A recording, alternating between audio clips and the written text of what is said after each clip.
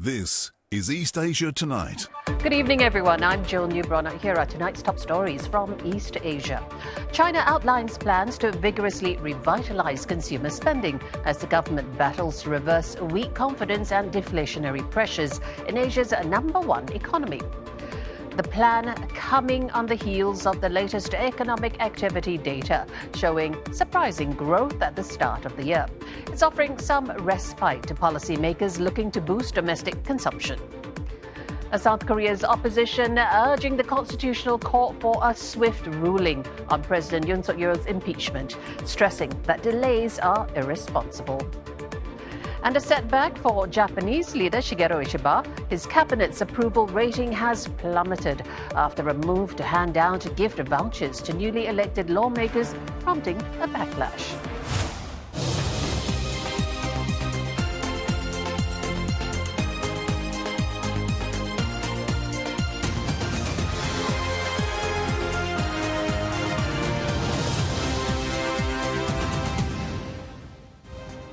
Also on East Asia Tonight, China loves its durians, and it is the world's largest market for the pungent fruit. Indonesia is now looking to capture a share of the $7 billion pie as it gears up to export the frozen variety.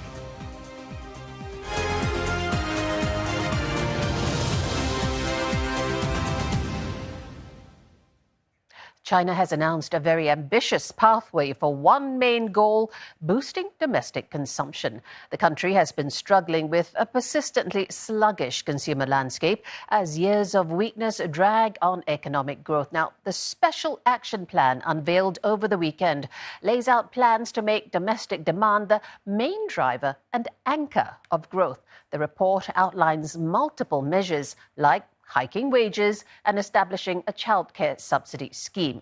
A media conference was held today in a bid to bolster confidence in this new action plan. And for more on that, we have CNA's Shanghai correspondent Tan Yu-Guan, who's joining us now. Yu-Guan, you were there. What stood out to you from the news conference? Hi, Jill. I think it was essentially a news conference to impress upon the reporters present that boosting consumption will be an all-of-government approach. There were laundry lists of examples of how some of it might work, but on the whole, it was kind of short on very new, groundbreaking policy announcements, because many of the announcements that were made were a continuation or reiteration of old strategies that have been deemed to work. For example, the Old for New trade-in scheme for appliances and devices. The Commerce Minister mentioned the scheme 4 times. The Finance Minister and the Reform and Development Minister mentioned it once each. Now, essentially, the message is funding for that scheme, which has been deemed to work, will be doubled. But the basket of goods or products remain essentially the same 12 categories. Now, also mentioned was Xingping So Far, which essentially means the debut of new products to push consumption. Now, this is also not entirely new. In fact, here in Shanghai, just a couple of 100 meters from me, at a shopping street nearby, there is a shop front set up by city authorities to push out new products, right? They have a very eye-catching giant floor sticker right across the street. The hope is that these new products will push people to buy. There is also talk about lowering the cost of borrowing through interest subsidies, as well as details on increasing pensions, medical insurance subsidies, subsidies for raising kids, as well as support for reducing the cost of education, healthcare, and elderly care. All this in a bid to reduce the drag on consumption that these burdens of life bring. And to support job creation, on the other hand, the central government will allocate about 660 billion yuan or $92 billion in employment subsidies. There were also other measures like lowering insurance rates paid by employers, expanding lending to SMEs, and to promote entrepreneurship. Jill? Yu-Guan, it's still such a sticky problem, isn't it? Looking at the consumer's viewpoint, what is still holding them back from spending more money domestically? Jill, well, in one word, it's confidence, or the lack of it. In the cities, unemployment rate still stands at over 5%. So if you look at Added in another way, it's about 1 in 20 people are without a job. At that rate, even if you have a job, you will feel that your job is precarious because you are likely to know someone who doesn't. Now, deflation is another problem. That is, that prices are still falling. This morning it was announced that the National Consumer Price Index, or CPI, fell by 0.1%. Now, that's and if you look in the more granular level, it actually increased 0.5% in January, but fell 0.7% in February. Now, deflation generally discourages people from buying things now because if things will get cheaper later, why buy now? And that's bad for consumption. Remember, the government has set a target of 2% rise in CPI during the Lianghui, so we are still far from achieving that. Now, property slump is also another thing that's dragging down consumer confidence, especially when so much of the family wealth here is tied to property. According to this morning's announcements, the statistics released this morning, prices of housing rose by a measly 0.1%. Jill? Tan Yu Guan reporting to us live from Shanghai. Thanks so much for that. Now, we want to stay on this topic, give you more insights into whether the Chinese policy steps can ease U.S. trade pressure. And for that, we're joined by Gary Ng, senior economist at Natixis. Now, he's speaking to us from Hong Kong. Gary, hello. Now, how is this new consumption plan different, perhaps, from the package that we heard of and announced in September? Well, I would say that if you look at what China is trying to do in September, we do see more short-term measures in stimulating the economy in the short run, include different subsidies, expansion of the products that are eligible for those subsidies, etc. But this time around, this is really a document with a long-term perspective, with more than 30 different type of measures that it's considering. But of course, we won't be able to run through everything here. But generally speaking, it is about wages and wealth. It is also about creating a safety net in healthcare and aging society, etc. And at the end, it's also about creating more demand. So the problem here is not really about what is the vision, because I feel that the document is actually quite comprehensive to that way. But what is not so certain is really about the implementation and how to actually make this happen. So I think this is really something that is missing at the moment to actually fulfill this vision. Okay, so let's look at that gap that you mentioned. Now, we have weaker than expected exports and inflation indicators highlighting the need for more policy support to foster that sustainable economic recovery. But as you said, the plan offers few details on the planned fiscal spending or even where the money is going to come from. Can you talk to that?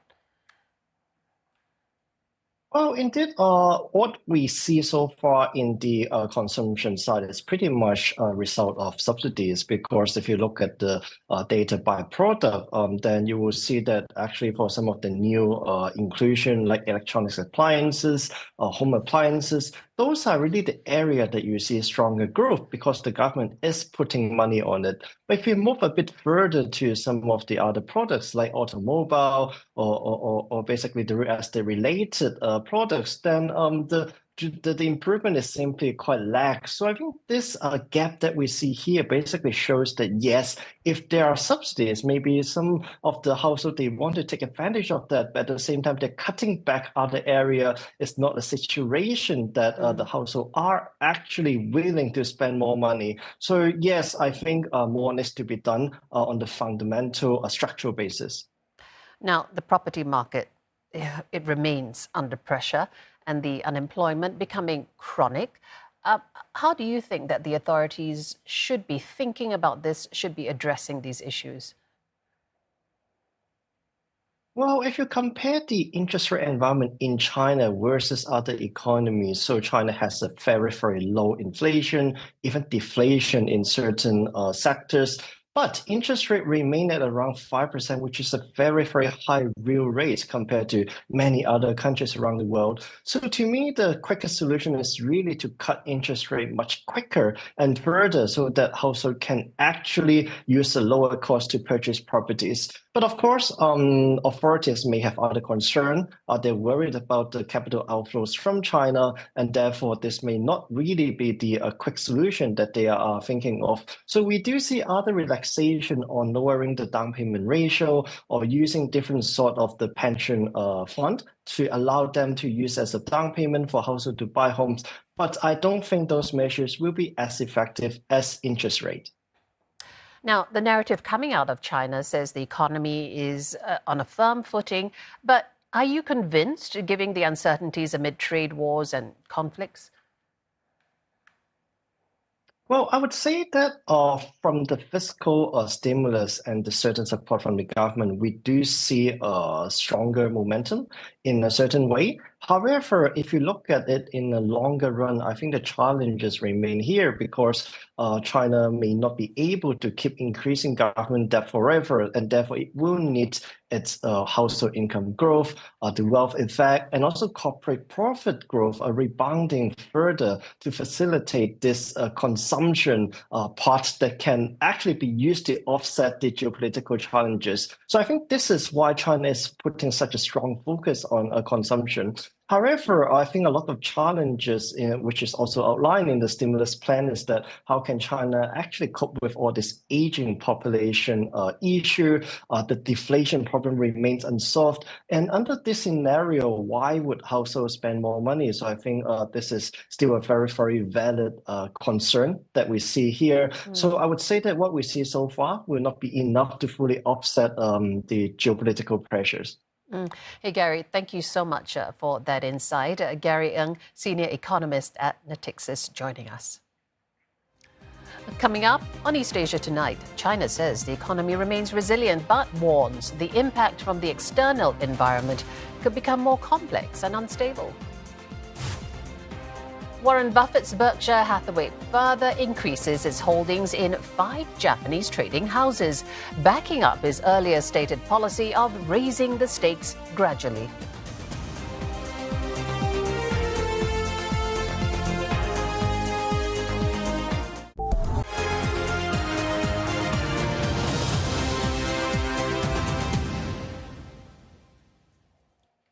Welcome back. And we have Ronan Lim here with the roundup of the business news. Now, Ronan, we started the show with China. Now, Chinese officials attempting yet again to boost consumption as the economic activity data shows somewhat patchy recovery. What are investors saying? Well, Jill, the policymakers did elaborate on the action plan, but further details remain to be announced, such as the size and scope of the much-awaited childcare subsidies or how local governments would actually implement the proposed measures. The lack of specifics failed to spark investor interest. Chinese stocks ending the day nearly unchanged. China's blue chip CSI 300 index ended 0.2% lower, while the main board Shanghai Composite Index edged up 0.2%. And the Shenzhen component, the second bourse, ending 0.2 in the red. Hong Kong's benchmark Hang Seng Index was up, though, 0.8%. China's economy performed better than expected in the first 2 months of the year. Retail sales quickened, giving Beijing some wind at its back as it braces for increased trade tensions with the US.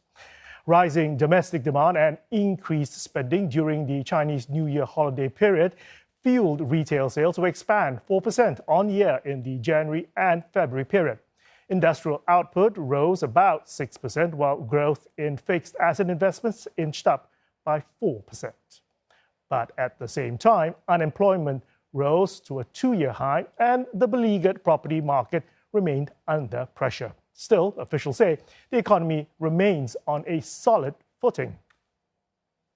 我国经济长期向好的基本趋势没有改变，超大规模市场、完备产业体系、丰富人力人才资源优势明显，有需求升级、结构优化、动能转换的广阔增量空间。存量政策和增量政策持续显效，一季度经济运行有望保持总体平稳、稳中有进的发展态势。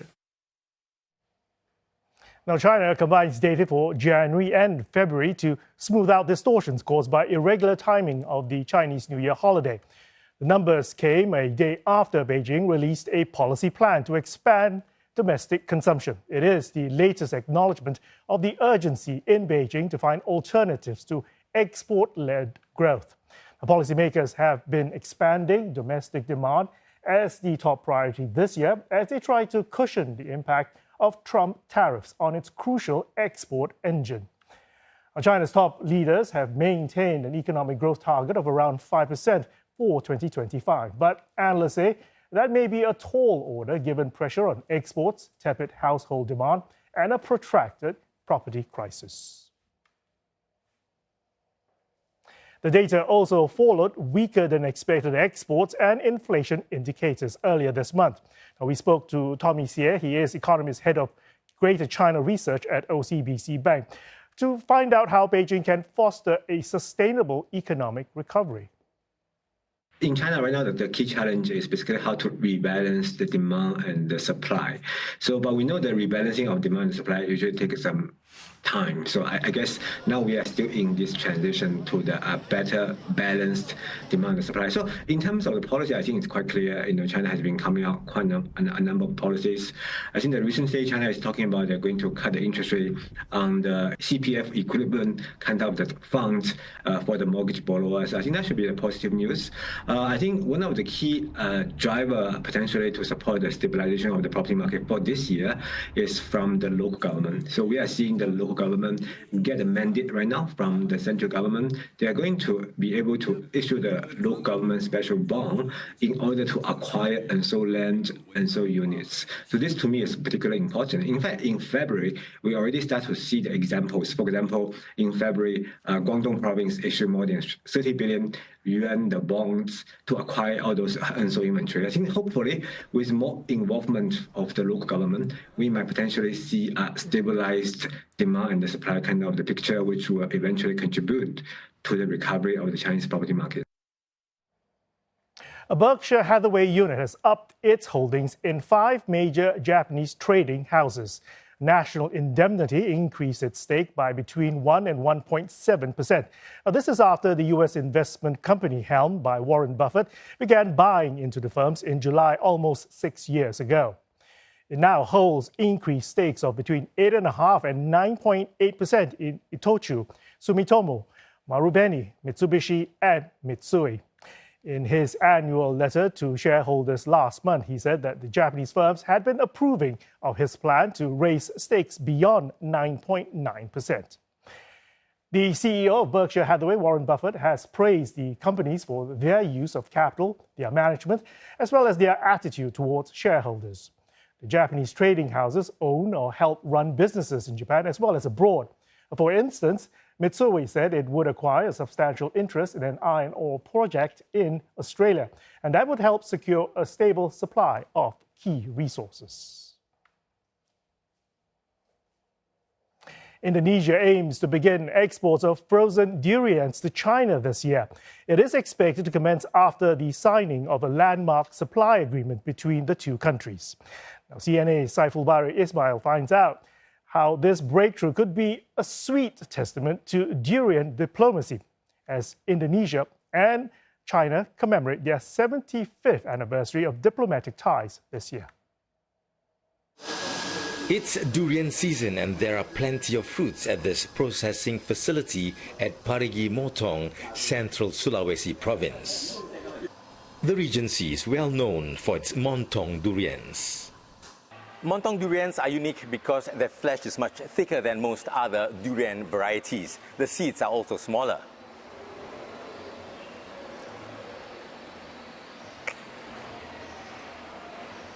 The taste is rich, creamy, sweet, and the flesh simply melts in the mouth.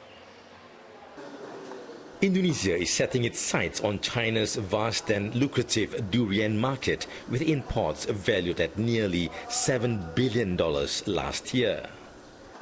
Although Indonesian montong durians in their frozen form are already available in China, they are currently exported via Thailand. But a direct supply chain is now within reach.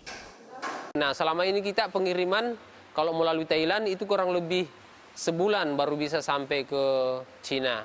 Nah, nanti kalau misalnya sudah bisa langsung dari pelabuhan Pantoloan sampai ke Cina, itu kurang lebih seminggu saja jangka waktunya. China has established rigorous export protocols for durians, which include supply chain traceability requirements. Jadi, mulai dari kebun sampainya dia sudah di packing, artinya packing sudah siap untuk kirim, itu harus sudah tertelusur dari mana. Dari Badan Karantina Indonesia itu sudah membuat aplikasi, jadi nanti sistemnya tinggal scan barcode, Pak. Cuman cukup di scan barcode-nya itu Bapak sudah tahu bahwa durian beku ini diproduksi oleh rumah kemas ini dan diambil dari kebun ini. PT Sylvia Amerta Jaya is one of 14 durian processing facilities in Parigi Motong, which has registered to export its frozen durians directly to China. The company is also pursuing accreditation to export fresh durians to the growing Chinese market. Kami mau menambah volume pohon di kebun kami. Kami mau buka lahan lagi, menanam komoditi pohon durian ini tidak ragu lah paling enggak. Dan kami selalu sosialisasi juga ke masyarakat, bila mana ada lokasi yang kosong, mari kita rame-rame tanam komoditi ini, pohon ini. Central Sulawesi has around 30,000 hectares of durian farmland, but only 10% of it has received accreditation from the local authorities. Most farmers still use simple agriculture practices. Harapannya petani bisalah nanti kami programkan untuk pengadaan drone, alat mekanisasi pertanian yang lebih modern lagi gitu. Itu artinya nanti kita menyesuaikan juga dengan anggaran yang disediakan oleh pemerintah daerah. Indonesia's widely anticipated durian export to China is facilitated by good relations between the two countries.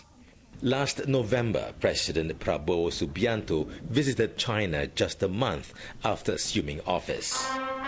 During the state visit by the president, we agreed to a protocol of coconut from Indonesia, and we're still working on liulian you are talking about. I don't think we are very far from that. Yes, I think the Chinese consumers love Indonesia food, your fruits, and we see a lot of market access to China. Indonesia's agriculture ministry has catalogued over 100 local durian variants across the country. The ministry has identified 5 premium variants with strong export potential, earmarking them for large-scale development. Kita punya program di tahun 2024, kita sudah mulai di 5 provinsi, durian-durian yang kita prediksi bisa eksis nanti di pasar global. Jadi sebagai mata entres, sumber dari perbenihan, masing-masing varietas sekitar 1.000 pohon. Indonesia has established a robust supply chain for montong durians and is now poised to seize the low-hanging fruit of the Chinese market, paving the way for other lucrative export destinations. More durian lovers will soon get a taste of Indonesian durians, and they will be hungry for more and eager to explore the range of variants of the king of fruits. Saifulbari Ismail, Parigi Motong, Indonesia. And that'll do it for Business News. Well, we have panda diplomacy. Why not durian diplomacy, right? Absolutely. Thanks so much, Roman.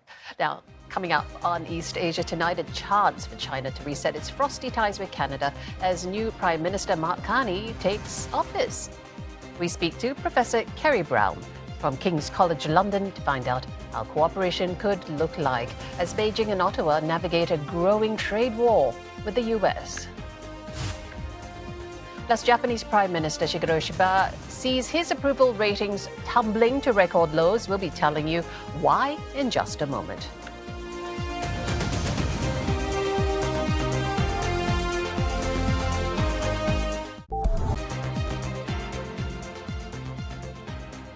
You're watching East Asia Tonight, and here are the headlines we're following. China outlines plans to vigorously revitalize consumer spending as the government battles to reverse weak confidence and deflationary pressures in Asia's #1 economy. The plan coming on the heels of the latest economic activity data showing surprising growth at the start of the year. It's offering some respite to policymakers looking to boost domestic consumption.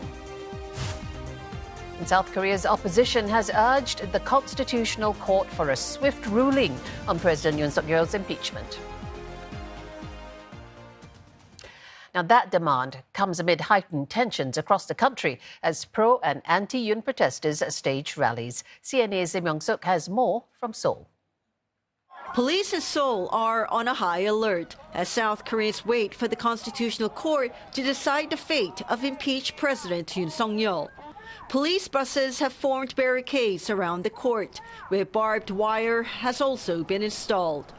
The area has been designated as a no-fly zone, and nearby schools, 11 of them within a 1-kilometer radius, will close on the day of the announcement. All precautionary measures as authorities brace for demonstrations both for and against the impeachment of President Yoon. Protests are usually peaceful in South Korea, but violent clashes erupted when the Constitutional Court upheld a parliamentary vote to impeach former President Park Geun-hye in 2017 and remove her from office, leaving 3 people dead and dozens injured. More recently, in January, pro-Yoon supporters stormed the court in protest of his formal arrest, injuring police and causing damage. Acting President Choi Sang-mok last week called for calm and vowed to crack down on violence. The floor leader of the ruling People Power Party has said his party will accept the court's verdict, regardless of what the outcome is. The main opposition Democratic Party on Monday urged the Constitutional Court to swiftly rule on President Yoon's impeachment. Experts have predicted a verdict by mid-March. 나라도 국민도 한계점입니다. 헌재의 책임 있는 결정을 기다립니다. 더 이상의 지연은 비정상이고 무책임입니다. 정치권의 승복 약속 요구가 있습니다. 당연합니다. 그러나 승복을 약속할 진짜 당사자는 윤석열입니다. President Yoon also faces a criminal trial on charges of insurrection for declaring martial law in December. Lim Yan-suk, CNA, Seoul. Well, let's stay on the Korean peninsula as Pyongyang has vowed to steadily upgrade and strengthen its nuclear armed forces. This was in response to a joint statement from the G7 nations demanding North Korea abandon its nuclear weapons program.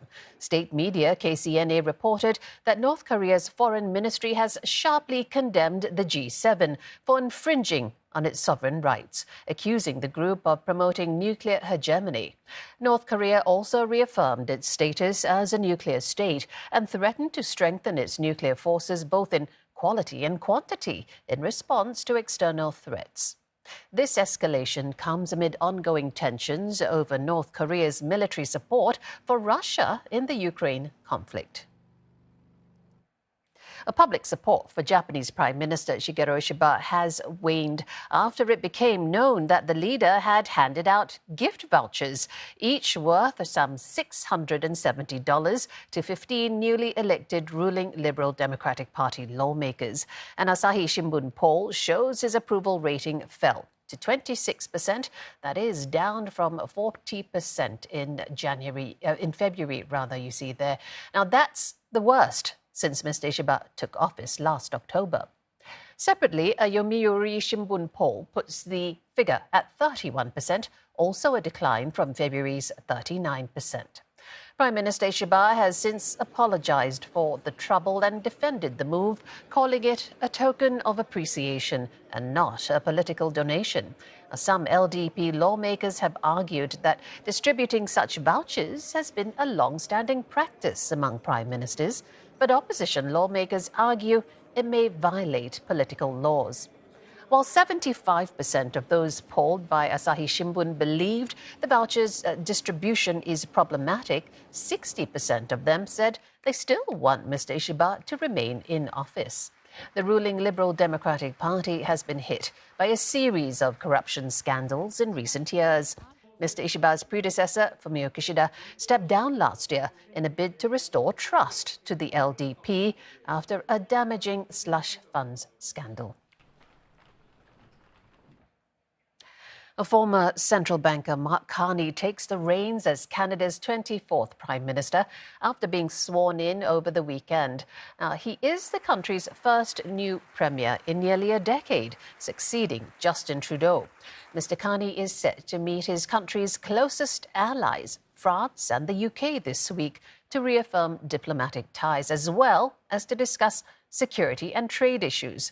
This comes amid an escalating trade war with Canada's traditional ally, the US, under the Trump administration, as well as with China.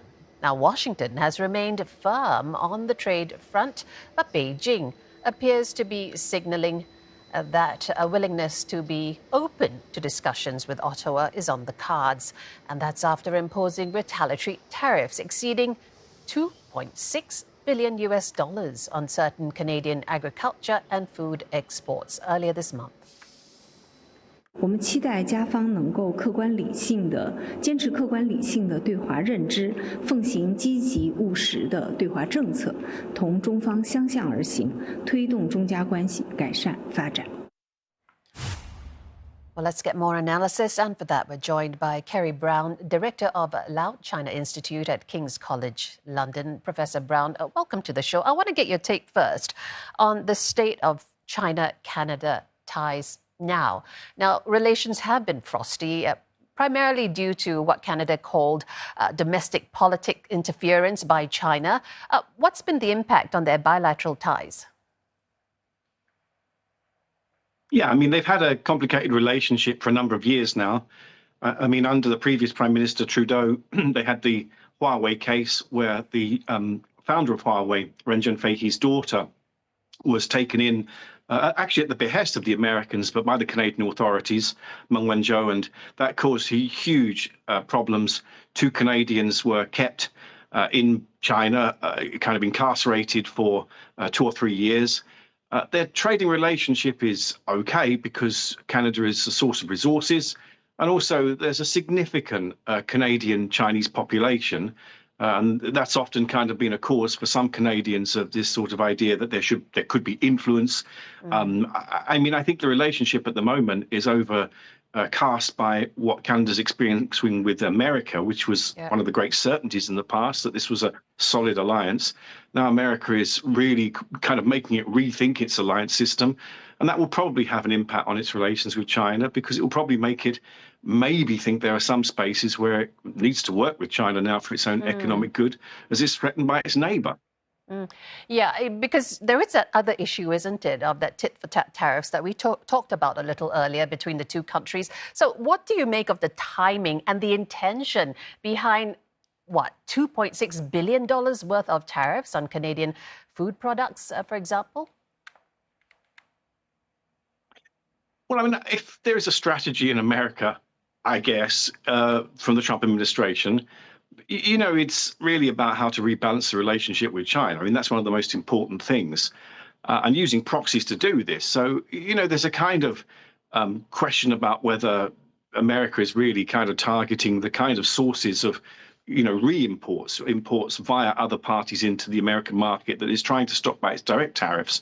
I mean, but I don't know whether there is a strategy. I mean, at the moment, it's very hard to work out what's happening in Washington, and people who specialize in it are at a loss. So, you know, for a country like Canada, it's very, very difficult to really have a settled policy, because you don't know what's happening from what was a very reliable partner. But that was China imposing tariffs in response to Ottawa's tariffs last September as well. But, you know, let's talk about the new leadership. Is it a good timing, perhaps, to reset relations between China and Canada? And what's the likelihood of that happening between the two countries, under a Carney leadership particularly? Well, there's always there's always going to be a potential honeymoon period. I mean, it won't be much of a honeymoon, but Carney isn't someone with a trenchant view of China. I mean, he's from a financial background, and he's obviously sort of like a banking background. He should be able to speak the technocratic language that Beijing leaders like. They didn't really like Trudeau. I mean, they kind of found him irritating. There was that famous encounter between Xi Jinping and Trudeau. I think it was at the G20 a couple of years ago, where they had a very frosty exchange, and Xi Jinping complained about Trudeau leaking information from the meetings they'd had to the press. I think Carney at least will be like a kind of fresh pair of eyes, a fresh sort of, person. I don't know whether it will make a big change to the overall relationship, because their priorities at the moment, oddly enough, are aligned, and that is how to manage the United States. So in a strange way, it gives them a common interest, not quite what we expected, but at least it means that they have a relatively kind of, common framework to work from. Yeah, Carney is, we all know, a central banker, not a politician. So in a way, maybe he's got a more transactional approach that may go down a little better with China. Yeah, when he was the head of the Bank of England in Britain, that was during the golden era, as we call it. I mean, it was very much about how do we do deals that get good quality investment? How do we improve our trading relationship?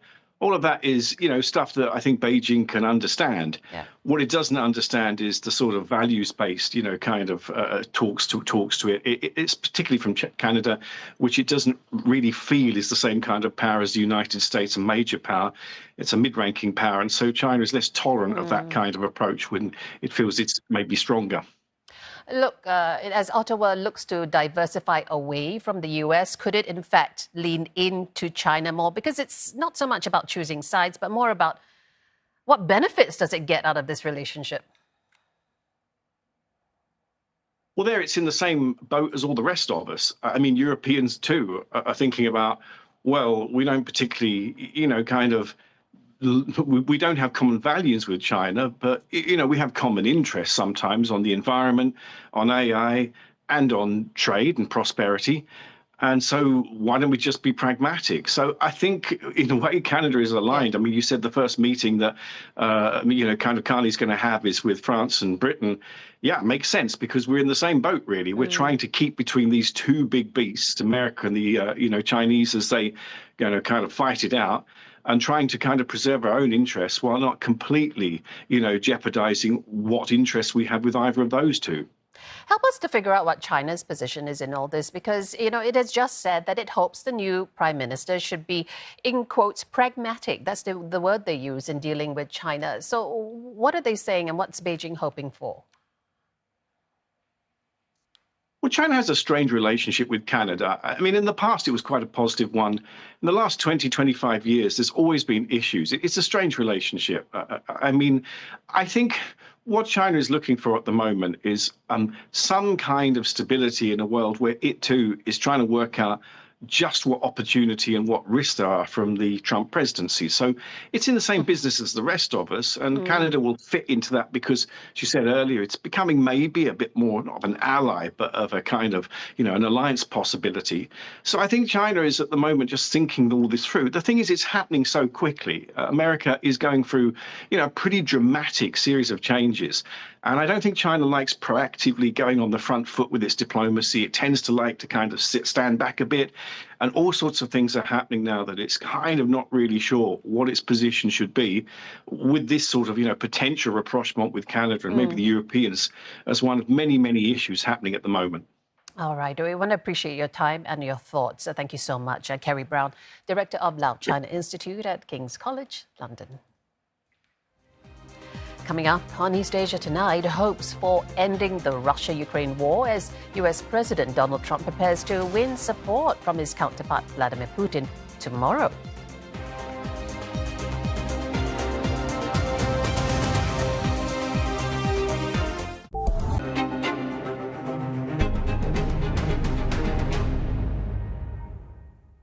Welcome back. US President Donald Trump says he plans to speak to his Russian counterpart Vladimir Putin on Tuesday about ending the war in Ukraine. He also revealed that negotiators have discussed dividing up certain assets between the warring parties. I'll be speaking to President Putin on Tuesday, and a lot of work's been done over the weekend. We want to see if we can bring that war to an end. Maybe we can, maybe we can't, but I think we have a very good chance. When asked about possible concessions from the Russian leader to reach a deal, the U.S. president told reporters during a late flight from Florida that key discussions would focus on land and power plants.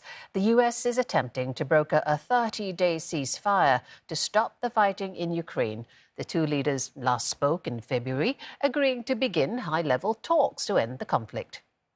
A U.S. Special Envoy Steve Witkoff earlier expressed optimism about the talks, saying he's confident both sides will engage in a positive and constructive discussion. He believes a breakthrough could be on the horizon. During a meeting with Mr. Witkoff in Moscow last week, Mr. Putin expressed a willingness to accept the truce, but raised concerns and set conditions. He seeks guarantees that Kyiv won't mobilize or train its troops nor receive military aid during the ceasefire. Meanwhile, President Trump has narrowed retired General Keith Kellogg's role as special envoy for Ukraine and Russia to only Ukraine. This follows complaints from Russian officials who said Mr. Kellogg was too close to Ukraine and excluded him from talks in Saudi Arabia. Earlier, we spoke with Dr. John Blaxland, Professor of International Security and Intelligence Studies at the Australian National University and Director of the ANU North America Liaison Office. Now, he shared his insight on the possibility of a ceasefire deal in the coming weeks and the key factors that could influence the outcome. We're looking to see the art of the deal manifest itself in some kind of breakthrough moment, but there are some significant factors that are working against that outcome in the foreseeable future. We know that Vladimir Putin's ambitions for Ukraine are still unmet, and yet he is coming up against the resilience of the Ukrainian people. A Neptune medium-range missile just fired recently against a significant fuel facility inside Russia.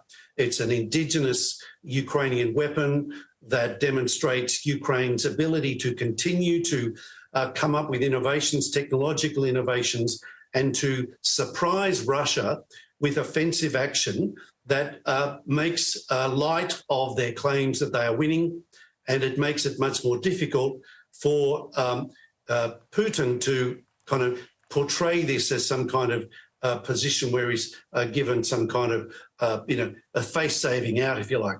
The dynamics are really interesting, though, because while the President of the United States, Donald Trump, has been very hard on Zelensky and has, had support and intelligence on and off again, my sense is that this is actually part of the positioning to try and make the US appear to the Russians as if they are playing hardball with Ukraine, to try and entice them to make a concession as well.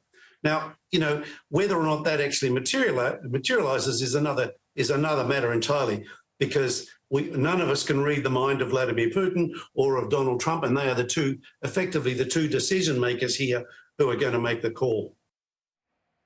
Advocates in the Philippines have released a report detailing rights violations against labor organizers from June 2016 until December 2024.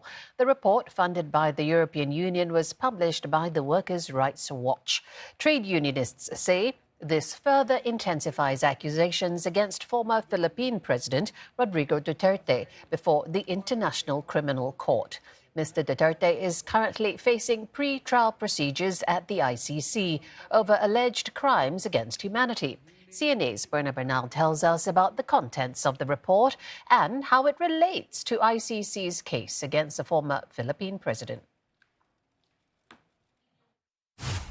Another chain of killings committed during the term of former Philippine President Rodrigo Duterte being highlighted anew in this report by Workers' Rights Watch, which is composed of various trade unions and labor groups in the Philippines. Filipino labor advocates launched this 98-page report detailing at least 97 killings of trade unionists and labor rights defenders during Mr. Duterte's term. And this comes just barely a week after the arrest of the former Philippine president over alleged crimes against humanity in relation to his years-long bloody drug war. Now, the rights advocates during that Monday afternoon local time press conference said that should the Philippine government fail to investigate and prosecute these 97 killings,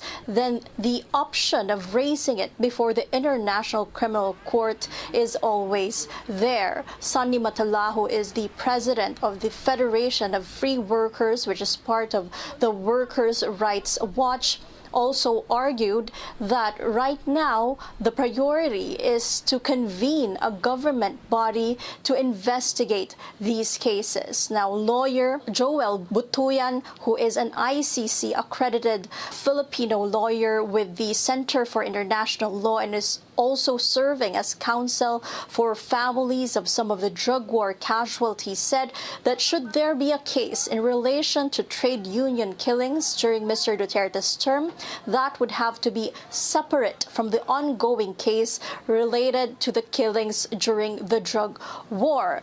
But there are common features in the trade union killings in that they were done by unidentified assailants, they were attacking a specific population, and they were also suspected to have been linked to state policy. You've been watching East Asia Tonight. Don't forget your headlines anytime at cna.asia. We're also on Facebook and YouTube. See you there. Bye-bye.